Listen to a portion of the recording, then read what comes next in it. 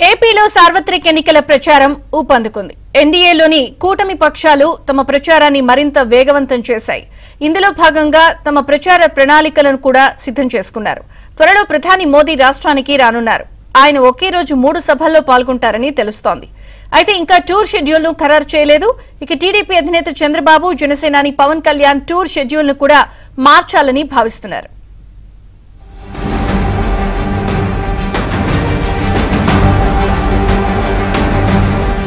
ఆంధ్రప్రదేశ్లోని ఎన్నికల ప్రచారంలో ఎన్డీఏ మిత్రపక్షాలు ఇప్పటికే దూసుకెడుతున్నాయి.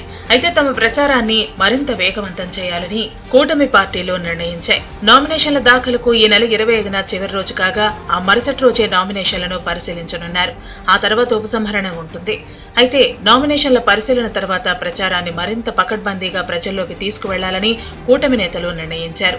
ఎండలు ఎక్కువగా ఉండటంతో తెలుగుదేశం పార్టీ అధినేత చంద్రబాబు సాయంత్రం 5 గంటలకు, రాత్రి 8 గంటలకు 2 సభల్లో పాల్గొంటున్నారు. రాత్రి పాల్గొన్న సభ అనంతరం ఆయన అక్కడే బస చేసి మరుసటి రోజు ఉదయం ఆయా జిల్లాల్లోని పార్టీ నేతలు, అభ్యర్థులతో భేటీ అవుతున్నారు. ఈ సమావేశంలో ప్రచారంలోని తీరుతెన్నులు, పార్టీ అంతర్గత సమన్వయం, మిత్రపక్షాలైన బీజేపీ, జనసేనతో సమన్వయం, ఓట్ల బదిలీ వంటి అంశాలపై చర్చిస్తున్నారు.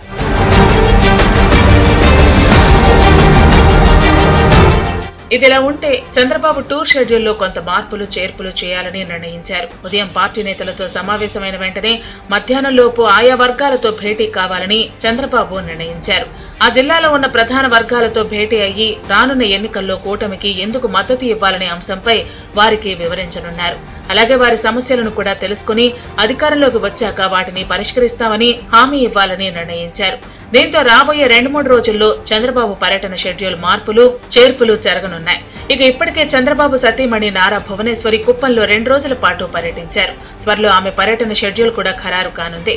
ఇక టీడీపీ జాతీయ ప్రధాన కార్యదర్శి నారా లోకేష్ మంగళగిరి నియోజకవర్గంలో పర్యటిస్తున్నారు. ఆయన సతీమణి నారా బ్రాహ్మణి కూడా మంగళగిరిలో గత 2 రోజులుగా పర్యటించి ప్రచారం చేశారు.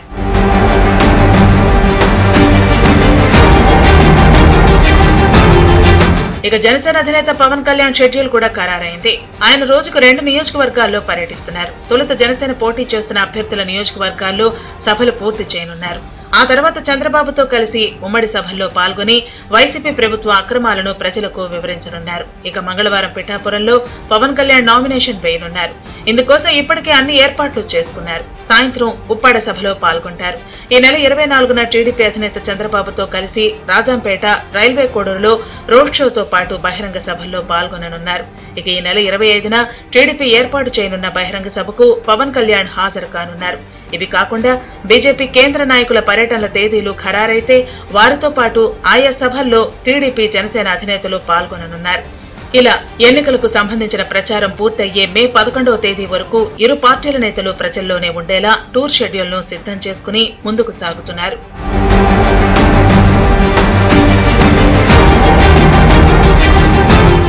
ఇదిలా ఉంటే ప్రధాని నరేంద్ర మోదీ ఏపీ పర్యటనపై ఇప్పటికే టీడీపీ, జనసేన నేతలకు బీజేపీ వర్గాలు క్లారిటీ ఇచ్చింది. ప్రధాని పర్యటన బీజేపీ ఎంపీ అభ్యర్థులు పోటీ చేస్తున్న నియోజకవర్గాల్లో ఉండేలా ఏర్పాట్లు చేస్తున్నారు. రాజంపేట, రాజమండ్రి, అనకాపల్లి వంటి స్థానాల్లో ప్రధాని పర్యటన ఉండే అవకాశం ఉందని బీజేపీ వర్గాలు తెలిపాయి. 2014 ఎన్నికల సమయంలో కూడా ప్రధాని ఒకే రోజు 3 సభల్లో పాల్గొన్నారు. ఆయనతో పాటు అప్పట్లో చంద్రబాబు, పవన్ కళ్యాణ్ కూడా ఆ సభల్లో పాల్గొన్నారు.